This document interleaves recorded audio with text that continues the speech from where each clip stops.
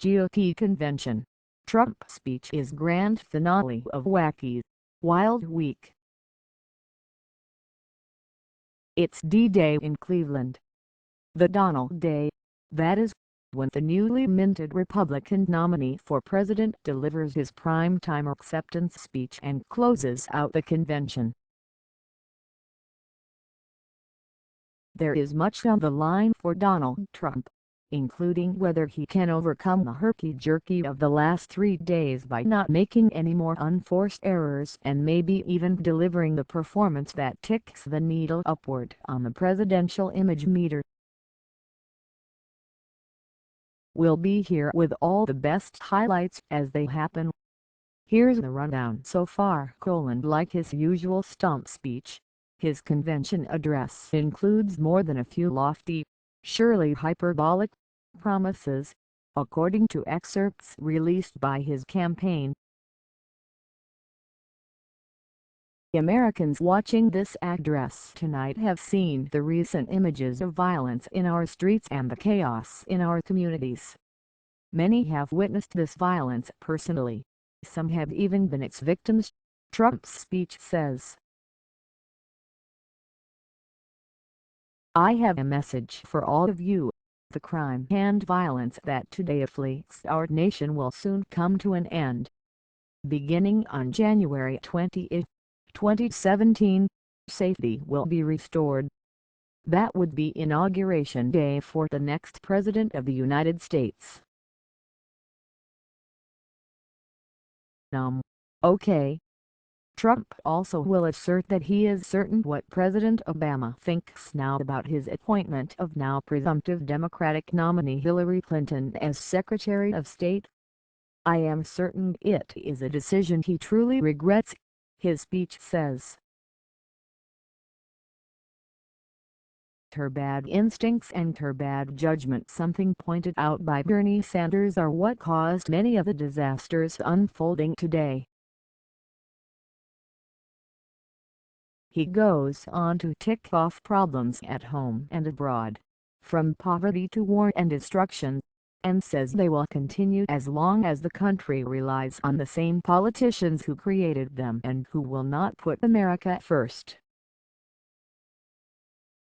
This will all change when I take office, Trump will say. My message is that things have to change, and they have to change right now. The campaign released those excerpts after a draft of the speech leaked out before delivery. A copy was obtained by Democratic group Correct the Record, and media outlets quickly followed publishing the full text, as did USA Today here. One of the problems with such a leak is it gives opponents ample opportunity to attack everything in the speech and potentially usurp the impact it would have had if it had been kept secret. The man who has presided over the divided Republican Party through the tumultuous primaries and is now firmly atop the roller coaster of the Trump train delivered a smooth speech both attacking Clinton and championing Trump. RNC Chairman Reince Priebus said, "This is our moment to set a new course for an America as strong and confident as we've ever been. Let's stand united as Republicans. Let's stop Hillary Clinton," he said to an audience who repeatedly chanted "Lock her up." Let's get to work, expand our Republican majorities, and elect Donald Trump president. Trump campaign manager Paul Manafort says many women are concerned about the economy because their husbands can't afford to support their families anymore. He made the claims when MSNBC's Chris Matthews asked how the campaign plans to deal with the impression that a man, Trump, is attacking a woman, Clinton. "It depends on which women you're talking about," Manafort said. "There are many women in this country who feel they can't afford their lives. Their husbands can't afford paying the family bills. Hillary Clinton is guilty of being part of the establishment that created that problem. They're going to hear the message, and as they hear the message, that's how we're going to appeal to them. Matthews noted that such of you may not be of this century. You know what you just said? He asked. But Manafort didn't backtrack, but reiterated his point, dropping the reference to husbands, and said the campaign's message will resonate with women because they can't afford their lives anymore. Some people, it's matter of jobs. Other people, it's about affordability. Let's see how that message resonates. Vertical line fallout from the Ted Cruz non-endorsement of Trump continues to ripple. Indiana Senator Dan Coats called Cruz a self-centered, narcissistic, pathological liar. Former House Speaker John Boehner, who has called Cruz a miserable son of a bitch and Lucifer in the flesh, had only 3 words, according to longtime aide David Schnittger: Lucifer is back. And many others chimed in on Cruz's decision not to endorse the nominee but instead to tell people to vote their conscience. The defiant Cruz, meanwhile, said he refuses to be a servile puppy dog to Trump, who has attacked his wife and father. Cruz reportedly left town today before tonight's festivities. Trump, who initially said it was no big deal, posted more of his thoughts today. The Trump camp began trying to recapture some of the spotlight for vice presidential nominee and Indiana Gov.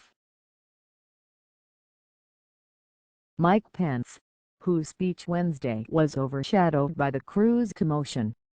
The campaign sent out an ICYM in case you missed it missive noting Mike Pence strikes unity notes in acceptance speech. Another dispatch, titled What They Are Saying About Mike Pence's Speech, had a smattering of positive coverage of the remarks. But it's unclear whether the Cruz-Trump hullabaloo will dissipate anytime soon. Vertical line: the party is posting kind of cheesy backstage portraits on its account of the speakers each day, but conspicuously absent is the Texas senator who blew up the Wednesday program. But hey, that astronaut with the memorable hairdo who mysteriously dropped a sentence endorsing Trump from her speech is there. So must just be an oversight, right? Trump's wife is returning to Cleveland for the first time since her speech Monday that exploded into a massive plagiarism scandal consuming 2 of the 3 days here. She is en route with son Barron, the Washington Post reports. The rest of the Trump clan also will be there, but the star of the night, aside from Trump himself, will be daughter Ivanka, who is introducing her father for his huge address. While the Trump camp may be hoping Speechgate is behind them, or at the very least, subsumed perhaps by the Cruz debacle, one super PAC is refusing to let it go just yet. The Democratic coalition against Trump filed a complaint with the Federal Election Commission on Thursday alleging the Trump campaign illegally accepted a corporate campaign contribution by using the Trump corporate speechwriter, Meredith McKiver, for campaign purposes. McKiver wrote her plagiarism apology on Trump corporate stationery and offered her resignation, ostensibly from the company, not the campaign, and the coalition alleges she used company time to write the campaign speech. The coalition said the campaign told the group that she was a volunteer, but the group isn't buying it. If she was a volunteer for the campaign, then there should have been no job to resign from, Scott Workin, senior advisor to the coalition, said in a statement. It's unlikely anything will come of it. The FEC tends to move at the speed of quicksand, in any case, so nothing will come of it anytime soon. But it's another punctuation in the Speechgate uproar, nonetheless. As news broke today that Roger Ailes has stepped down amid the sexual harassment probe at Fox News, the network's personalities covering the convention here were suddenly being sought out themselves for interviews about the scandal.